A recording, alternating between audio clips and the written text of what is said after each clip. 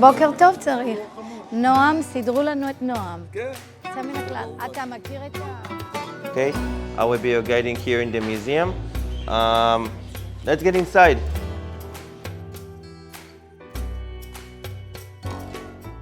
First, welcome to the Armored Corps Museum. The Armored Corps Museum has three main subjects. I'll explain about the subjects first, then we'll start to talk about the tanks here. First, our museum is dealing with three main subjects. The first subject, and the most important one, is the memorial of the fallen soldiers. On my left, you can notice the wall of names. On the wall of names, you can find all the names of the fallen soldiers. Unfortunately, now on the wall, we have 5,105 names from the Independence War until the war that goes on now. The last plate that we have on the wall is the most recent plate. Unfortunately, recently we updated the wall of names with 80 new names from the war that goes on now. Let's hope the number we have today will be the last and won't extend the wall of names more, because as you can see, we don't have more room for more soldiers. We'll get to the wall of names later as well. Now, the second subject we are talking about here is the history of our site. I want to tell you a story. Okay, in 1937, came to Israel a very huge guy in the British Army. This guy's name is Charles Tigard. Charles Tigard came to Israel, and his job was to build 62 fortresses from Gaza to North Israel. Those fortresses' job was to be a British police station. One of them he's built here in Latrun. This is the Tigard Fortress. The Tigard Fortress here has been built from 1942 to 1944. As I said, it was a British police station. Now, why he has built the fortress right here in Latrun? First, we are right in the middle of Israel, 30 minutes from Tel Aviv, 30 minutes from Jerusalem. Now, right down this mountain was the only road to Jerusalem those days, which means, as you can see, we have a huge view. Look behind you. We have a huge view. We are in a huge mountain, and I have all the area that I'm seeing, and I have the road to Jerusalem. And if I have the road to Jerusalem, I have the city itself, because I can choose who goes in, who goes out from the city. On our right, okay, there is a huge water lake. This was the water lake to Jerusalem. That's how the water go to Jerusalem. So I have the power on the water as well. In 1947, the Jordanian army came here and took over the fortress. They took it over because of its importance to Israel. There were 5 battles here for Latrun against the Jordanian army. Only in 1967, in the 6 Days War, we managed to take over Latrun. Okay, all the 5 battles, we've lost all of them. And we like to say here that we caught Latrun in 20 years and 20 minutes. 20 years from the first battle to the last battle, and 20 minutes, which was the last battle here. Now, the last subject we are talking about is armored combat vehicles. In our museum, we have 160 armored combat vehicles that we have separated for 3 main groups. The first one is the one you see around us. This is armored combat vehicles that have been used right here in Israel. Behind the wall of names, you can find 2 more groups. The first one is armored combat vehicles that we have been took from countries that has been fought against us during wars. The second one is armored combat vehicles that we have took from all around the world just for the museum. All right, now let's get inside here and let's start to talk about tanks.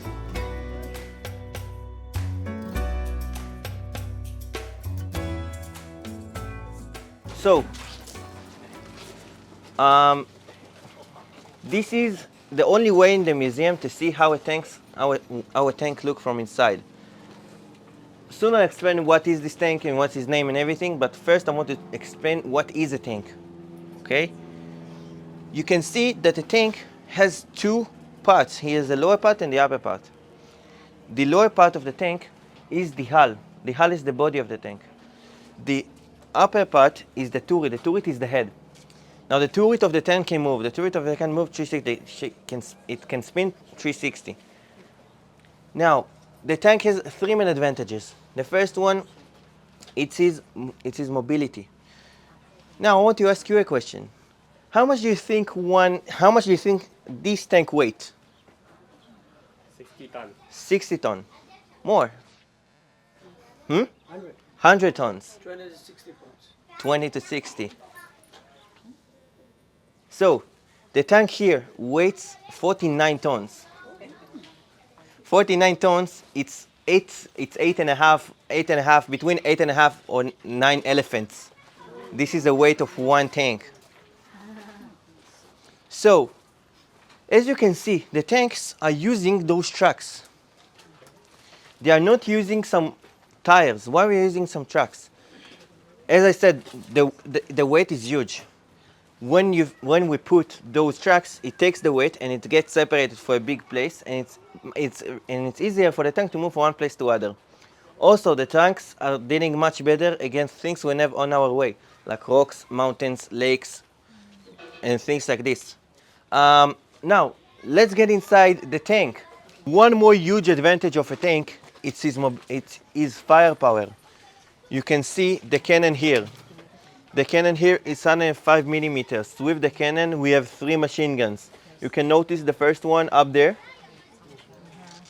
The second one is up here. The third one is on the turret. We can't see it right now. But it's right here. We have like a small circle here. This is where the second machine gun is. Third. The third, sorry. Now, I want to explain what is this tank. This tank is an American tank. In Hebrew, we call him magach. In Hebrew, we call him magach. In English, it's peton. Okay, it's an American tank that served here for 50 years, from 1964 to 2014. Those type of tanks served in the Israeli Armored Corps. Now, in this tank, we have one thing that is an Israeli invention. You can see those plates. The tank has been covered with a lot of plates. This is the third advantage, his shield and protection. Those plates are an Israeli invention for the tank. Okay, inside those plates we have explosives. Those explosives' job is to deflect the explosion of a missile away. I'll explain how it works. When an anti-tank missile goes to the tank, it will hit on those plates. The explosives inside explodes outside of them. Its job is to make the explosion be here and not inside the tank and harm the crew members. It creates the explosion here because it tries to deflect it, because the explosives inside explodes on the missile and not inside. Did you understand how those plates work? Yeah. And this is an Israeli invention. After some countries realized how those plates work, they stole the ideas from us. Go back to sender, misfire, malfire, backfire. Now, the tank had 4 crew members. The first one we are about to talk about is the one who sits here. His head is here. Okay. So this is the driver. The driver's job is to drive the tank. Obviously, he's the only guy that sits at the lower part, the hull. Okay. He sees from those 3 mirrors. Okay. Those mirrors are named episcopes. It's basically 4 mirrors. He has 2 up and 2 down, and sometimes 1 between them. That's how he sees outside. Okay. This is about the driver. Now, the one who stands here. This is the loader. Okay, the loader's job is to load all the shells. The tank here have 54 shells. Every shell weighs about 20 to 30 kilos. Depends which shell he uses. He loads everything to the cannon block. You see this huge block here? This is where he actually loads all his shells. Imagine that all the shells are on the floor. He needs to lift them up from the ground to his shoulder, and then he needs to load it. And he needs to do it in couple seconds. He needs to do it fast. Okay? You know, one of the trainings of the loader is to load 40 shells in 2 minutes. In 1.5 or 2 minutes. He needs to do load. He just take it out and push again, take it out, push again. Now, this is about the loader. You see the guy who sits here? The guy who sits here is the gunner. The gunner's job is to control the cannon. He's the one who aims and shoots as well. He has a firing system, that's how he aims. And he has 2 joysticks. Those 2 joysticks, that's how he uses the cannon. When he presses both of them together, the tank shoots. One of my friends says, when he presses both of them together, the miracle happens. Now, behind him we have the commander of the tank. The commander of the tank is basically the most important job. He's the one who tells them what to do from loading to shooting. He's the one who takes responsibility on them. He's like their father inside the tank. He needs to make sure that everybody is doing their jobs inside. Now, you can see that his head is outside. The commanders need to stick their head outside because they have to be in full awareness for what's going on outside of their tank. They have to be in full awareness for what's going on up front, at the back, and on their sides. Okay? So they take the most risk. Yeah, unfortunately, if I remember correctly, at least the most soldiers that died from the Armor Corps are commanders that stick their head outside, unfortunately. Yeah. But always in Israel, you have to know, the commanders put themselves in risk before their soldiers. Everything. Yes. Everything. Now you see those uniforms they wear. They doesn't really wear uniforms that I have. Those are special uniforms. Those uniforms are called nomics. Nomics is a special material and if the tank goes on fire, the uniforms will melt and the fire won't stick to their bodies. That's why you have those uniforms. Can I say just something Yeah. here? No. Yeah, sure. The Meller Battalion, which is a 9206 that we began to, adopt, one of the things that they requested is if we could get them the special underwear, right? The special underwear that doesn't burn, because most of them don't have it. And so that's going to be one of our missions, amen? To provide those underwear. Yeah, they're reservists, all of them. Yeah. Now, you see those helmets? Those helmets are named Jantexes. The Jantexes are special helmets with earphones and a microphone. That's how they communicate inside. That's how they talk inside. Tank is a very, very noisy thing. You can't hear anything. Okay? You can see that that the commander and the gunner are very, very close to each other, but they won't hear anything without them. Also, they are protecting their head. Okay? It's not fun to stuck your head somewhere in the tank. I'll say I once stuck my head inside the tank. It's not fun. So that's why you have those Jantexes in the tank. Now, let's start to talk about the engine of the tank. The engine of the tank is at the back. The engine is right here. And the engine of the tank is 750 horsepower. In the tank during war, the tankists doesn't really getting out. They learn how to live inside. Unfortunately, there are stories about, from the Yom Kippur, there are stories about weeks inside, and there are stories about months inside. And during your advanced training in the Israeli Armored Corps, you have like a week that we call it a war week. During this war week, you trained to be in a tank during war. You trained to do some number 2 and 1 and number 2. But without the toilet inside. Without the toilet. No, they have to put it in plastic bags and special ways. And and they learn how to eat inside and how to sleep inside. They are doing everything inside. This is like their home. Okay, that's why the tankists, if you'll see crew members, they are very, very close to each other because they live each other all day long.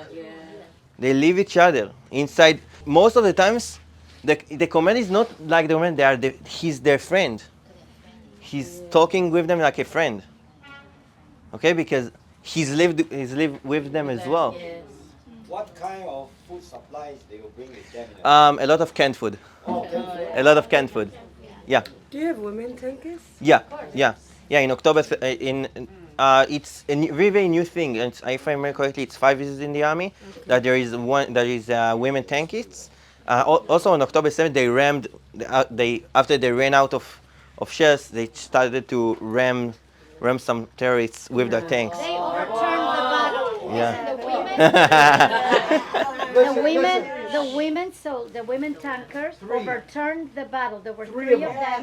They overturned the battle on October 7th at the border, at the fence. Nobody sent them, and nobody sent them, and nobody told them what to do. And they just said, "We don't know what to do, but we're going to do it anyway. What shall we do? Just go over them." And they just went over them. They were very courageous. They fought for like 17 hours non-stop. The tank here is named Centurion. Okay, the Centurion is a British tank. In Hebrew, we call him Shot. Okay, this tank also served here about 50 years. Okay, it left the Israeli Army Corps in the start of the 2000s. Now, those 2 tanks, the Patton and the Shot, are the two tanks that served here, the main 2 tanks that served here during the Yom Kippur War. Okay, those 2 tanks are the main tanks in the Yom Kippur War, but they had like a different places to fight. The Patton used to serve in Sinai. The Shot used to serve in the Golan Heights. I'll explain you why. Okay. Originally, the tracks of the Patton is made by rubber. Originally, in the Shot, it's made by metal. Okay, the 2 places that we fought those days was Sinai in Egypt and the Golan Heights against Syria. Sinai is a desert. When Israel put the metal tracks on the sand of Sinai, the metal has been getting wrecked. And it didn't deal too good against the sand. That's why we used some rubber. The rubber didn't get wrecked on it. Israel used some metal tracks in the Golan Heights, which is huge rocks, mountains. That's why you need a strong metal to deal with it. Throughout the history, Israel also made some changes. Here, as you can see, it's a rubber track. That's about the 2 tanks that served in the Yom Kippur War. Let's move to this one here. Now we've got to one of the most famous tanks in history. This is the Sherman. Okay, the Sherman is an American tank from the Second World War. Now in the Sherman, you can see we have 5 crew members. Where is the 5th crew member? You can see this guy here. Okay, this one here is sitting inside the tank, and his job is just to shoot this machine gun. That's the 5th member job. Okay. Now I want to tell you a story from the 6 Days War. Okay. In 1967, the main battle that Israel had, the main success battle that Israel had, was to take over the old city of Jerusalem from Jordan. Now, in all of Israel, everybody says that the parachute unit did it, and not the parachute unit did it. In this battle was 1 Sherman tank. This Sherman tank has been led by a commander that his name was Itzik Zisman. Itzik Zisman was a tank commander in the 6 Days War, and his job was to lead the parachuters all the way to Jerusalem. He led them all the way. He got inside the old city of Jerusalem. He got inside the Lion's Gate, and then he got stuck. He got stuck because of this was a tight gate and it's a huge tank. Imagine he got stuck. Narrow is the gate of the Lion's Gate. He got inside. The parachuters are behind him, so they started to crawl underneath and climb from the sides. That's how they got inside. And the rest is history. after the war, Israel has sold those tanks to Uganda. Okay, after, if you know, it has been sold to Idi Amin. Oh my God. Yeah. That's a bad Yeah. news. Yeah. So, after some years, he got to a very, very rich guy that has a collection of tanks. He's collecting tanks. That's what he likes to do, collect tanks from all around the world. In 2020, the museum found this tank in his place, and they made like a really trade with him to bring this tank back to Israel. So it was a Ugandan rich guy? No, it was a British guy. A British guy? Yeah. And we did a trade with him. We gave him a type of tank that what he really, really wanted that we had in the museum. And we got this Sherman back. At the day this Sherman got to our museum, his commander during the battle, do you remember his name? It's this man. At the day this tank got to our museum, this man died at the very same day. I served like 13 years as intelligence commander, intelligence officer in armored brigade in the IDF in the reserve. Which Khativa was that? It is it connected with what Noam said, because my brigade fought in 67. This is the brigade called Harel Brigade, Yeah. attacking Jerusalem from the north. That's coming. the one that won the war to get This is Jerusalem. one. Later on, it has another number, but it remained the original Harel Brigade. Yeah. I want to tell you something about this tank. This was the main battle tank of the American forces in the Second World War. And the soldiers that used it gave it a nickname. They called it Bronson. Why Bronson? Because What is the Bronson? The very famous Bronson thing? he's Charles Bronson. No, not Charles Bronson. In America, they had lighter. And when they advertise, they say it light in the first click. Bronson. And what happened in the Second World War, when the Germans hit those tanks, the first hit, the tank would go in flames. Oh, no. So the soldiers call it Bronson because it light in the first click. Oy vey. Yeah, was a really, this is dangerous the real time. story. You can see we had some type of settlement during the history. You see the tank here. This is the AMX-13. Okay, the AMX-13 is a French tank that he has only 3 crew members. The 3 crew members are commander, gunner, driver. The loader here is an automatic loader. An automatic loader. Yeah. Now, you can see he only weighs 14.5 tons. Wow. Very light. Yeah. For a tank, that's nothing. No. The first one was 50. Here is 14.5. Now, What's the advantages of the tank being lighter? that's what I wanted to talk about. You can see that the engine is up front and not at the back. The engine is up front because this tank is supposed to be tank that goes off airplanes. He has a parachute. That's how France planned them. Yeah, what did you do? That's amazing. The engine is up front because its job to make sure that the tank would be balanced in air and then properly. If the engine would be at the back, whoop, it will flip away.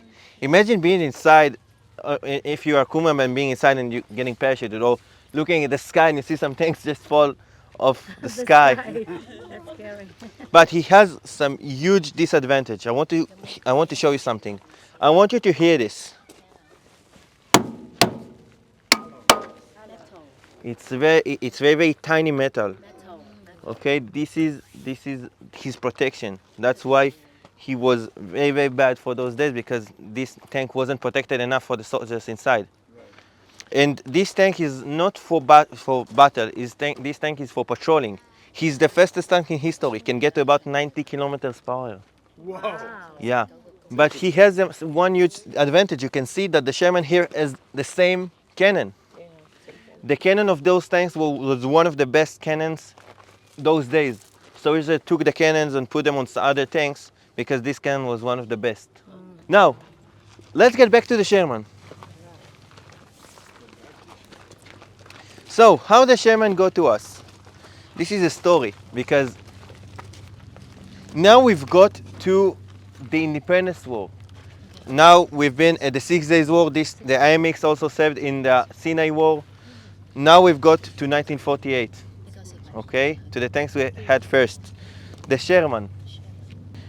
The Sherman is the Sherman served the British Army here in Israel with the chromos that I have on our left, and we'll talk about this one as well. The Sherman is a British or an American? It was an American, That's what but I that thought. served for the British here. Okay.